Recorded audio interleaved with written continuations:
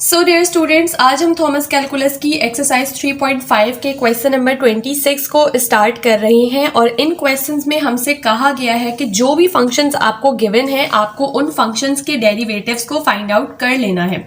जो मैंने lecture video इसकी पहली बनाई थी, यानी जिसके अंदर मैंने आप लोगों को प्रीवियस क्वेश्चन नंबर 25, 24, 19 to 25 जिसमें सॉल्व करवाए थे, उसमें मैंने आप लोगों को डेरिवेटिव्स के फॉर्मूला को याद करने के लिए एक बॉक्स टेक्निक बताई थी, जो कि ये थी कि आपको मैंने कहा था कि जो भी फंक्शन है उसको आपने बॉक्स कंसीडर कर लेना है और उस तरह से आपने फॉर्मूला याद करना है। आई होप कि आप लोगों को वो टेक्निक समझ में आई होगी। अगर समझ में आई है तो आप लोग मुझे कमेंट सेक्शन में बताएं, मैं फर्दर क्वेश्चंस भी फिर उसी टेक्निक से करवाऊंगी। अदरवाइज मैं जो सिंपल टेक्निक बाकी के यूट्यूबर्स यूज कर रहे हैं उसी टेक्निक से आप लोगों को ये वाले क्वेश्चंस करवा दूंगी, ताकि आप लोगों को जिस भी तरह से समझने में आसानी हो आप लोग उस तरह से समझ सकते हैं। सो यहाँ पर क्वेश्चन नंबर है 26 आपके सामने। हम इस क्वेश्चन को स्टार्ट कर रहे हैं। सबसे पहले जब भी हमें फंक्शन मिलता है और हमें उसका डेरिवेटिव फाइंड आउट करना होता है तो उसके लिए हम देखते हैं हमारे पास वेरिएबल कौन है। तो यहाँ पर क्योंकि हमारा वेरिएबल x है तो हम बोथ साइड्स पे d बाई डी एक्स लगा देंगे। तो हम लिखेंगे d by D X of y is equals to d by D X of, और ये पूरा फंक्शन, तो इसके लिए मैं ब्रैकेट को यूज करूंगी 1/x साइन की पावर -5x और फिर -x/3 कॉस क्यूब x। ठीक है, अब आप चाहें तो आप सेकेंड स्टेप कर सकते हैं जिसके अंदर आप d बाई डी एक्स को इस वाले फंक्शन के लिए अलग और इस वाले के लिए अलग करें, बट वो एक्सेप्शनल स्टेप है, आप ना भी करें तो कोई ऐसा फर्क नहीं पड़ेगा। अब हम अप्लाई करने जा रहे हैं डेरिवेटिव। तो डेरिवेटिव अप्लाई करने के लिए आप लोगों को पता है कि सबसे पहले अगर मैं इस वाले फंक्शन को देखूं 1/x और साइन की पावर -5x को, तो ये बेसिकली मेरे पास दो फंक्शंस हैं। एक फंक्शन है 1/x जिसको मैं u बोलूंगी और दूसरा फंक्शन है साइन -5x जिसको मैं v बोलूंगी।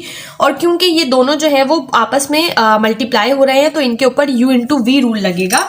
u इंटू वी रूल के अकॉर्डिंग हमारे पास क्या होता है, u एज इट इज आ जाता है, यानी 1/x एज इट इज आ जाता है, डेरिवेटिव ऑफ v तो हम लिख देते हैं d by D X of v। v क्या है हमारे पास, साइन की पावर -5x, फिर आता है plus v as it is, यानी कि साइन की power -5x as it is, and d by D X of 1/x जिसको मैं लिख सकती हूँ x की पावर -1। ठीक है, अच्छा, इसके लिए मैं एक कर्ली ब्रैकेट का यूज कर रही हूं ताकि आप लोगों को समझ में आ जाए कि ये जो पूरा हमारा डेरिवेटिव आया है वो सिर्फ इस वाले फंक्शन का आया है। फिर उसके बाद बीच में है माइनस का साइन, वो मैंने एज इट इज लगाया। एक और कर्ली ब्रैकेट को मैं यूज करूंगी। यहाँ पर आप देखें, सबसे पहले यहाँ पर x/3 है तो इसको बेसिकली आप 1/3 कह सकते हैं x को हटाकर।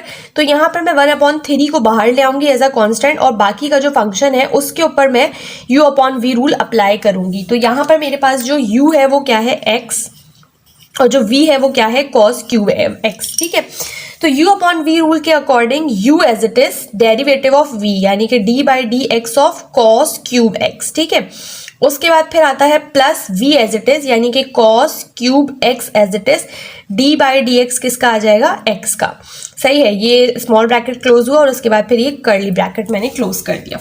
ये नजर आ रहा होगा अब आप लोगों को। सही है, अब आपने क्या करना है, फॉर्मूले आपने लिखनी है, आपने सिंपली इनको डेरिवेट करना है। तो डेरिवेट करने के लिए आप लोग लिख सकते हैं 1/x के आपके पास एज इट इज आ जाएगा d by D X of sine की पावर -5x। इसके ऊपर क्या अप्लाई हो रहा है, पावर रूल। पावर रूल के अकॉर्डिंग पावर नीचे आ जाती है, पावर में से 1 सब्ट्रैक्ट, यानी कि साइन की पावर -5 -1 विल बिकम -6x, और फंक्शन का डेरिवेटिव, फंक्शन क्या है, साइन x, तो साइन x का डेरिवेटिव आ जाएगा cos x। ठीक है, फिर प्लस अब हम इसको डेरिवेट करेंगे तो साइन की पावर -5x तो आपने एज इट इज लिखा, x की पावर -1 के ऊपर भी पावर रूल अप्लाई होगा। तो पावर रूल के अकॉर्डिंग पावर नीचे आ जाती है, पावर में से एक सब्ट्रैक्ट, यानी x की पावर -1 विल बिकम -2, और डेरिवेटिव ऑफ फंक्शन, तो फंक्शन क्या है आपका x का डेरिवेटिव आएगा 1। ठीक है, अब अगर आप चाहें तो आप इसके लिए अगेन कर्ली ब्रैकेट को यूज कर लें अगर आप कंफ्यूजन से बचना चाहते हैं।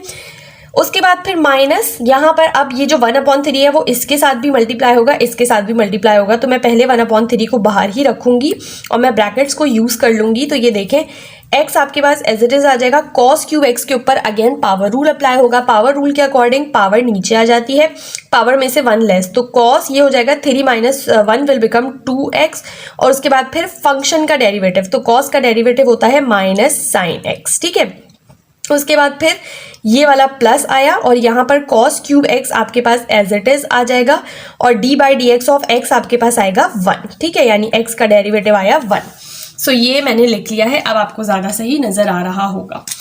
अब आपने क्या करना है, आपने दोबारा से नीचे आ जाना है और इसको दोबारा से सिंप्लीफाई करना है। तो ये देखें, ये आपके पास हो जाएगा -5, ये जो x है आप इसको ऊपर लेके चले जाएं x की पावर -1, सही है। और उसके बाद फिर ये हो जाएगा साइन -6x कॉस x।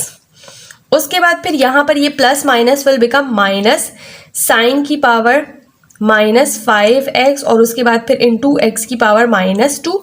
फिर ये अब आपने ध्यान रखना है कि जो -1/3 है वो इससे भी मल्टीप्लाई हो रहा है और नीचे इस वाले से भी मल्टीप्लाई हो रहा है। तो ये जब इस वाले से मल्टीप्लाई होगा तो ये 3 और ये 3 आपस में कैंसिल आउट हो जाएंगे और ये माइनस और ये माइनस प्लस हो जाएंगे। तो आपके पास हो जाएगा प्लस, क्या बचा आपके पास बचा x साइन x और उसके बाद फिर कॉस स्क्वायर एक्स। मैंने साइन एक्स को पहले क्यों लिखा, क्योंकि इसकी पावर छोटी है, इसकी पावर बड़ी है, तो मैंने अरेंज करके बेसिकली लिखा है। फिर नेक्स्ट में आप देखें, ये माइनस और ये प्लस विल बिकम माइनस और ये 1/3 इसके साथ जब मल्टीप्लाई होगा तो ये हो जाएगा कॉस क्यूब एक्स अपॉन 3, सही है। ये हमारे पास आ गया। अब आपने क्या करना है, अब आपने सिंपली इसको थोड़ा सा अरेंज करना है। अरेंज करने के लिए आप लोग क्या कर सकते हैं कि आप लोग यहाँ पर लिखें -5, ये x की पावर -1 है, आप इसको डिनोमिनेटर में ले जाएं, ठीक है। उसके बाद फिर ये हो जाएगा साइन -6x कॉस x, फिर माइनस साइन की पावर -5x और ये x की पावर -2 है, इसको आप डिनोमिनेटर में ले आए तो ये हो जाएगा x², यानी पावर पॉजिटिव हो जाएगी। फिर उसके बाद आपके पास आ जाएगा plus x sine x cos square x as it is और उसके बाद फिर minus cos cube x upon 3, ये आपके पास आ जाएगा आंसर, ठीक है। सो ये हमारा एक छोटा सा क्वेश्चन था, क्वेश्चन नंबर 26।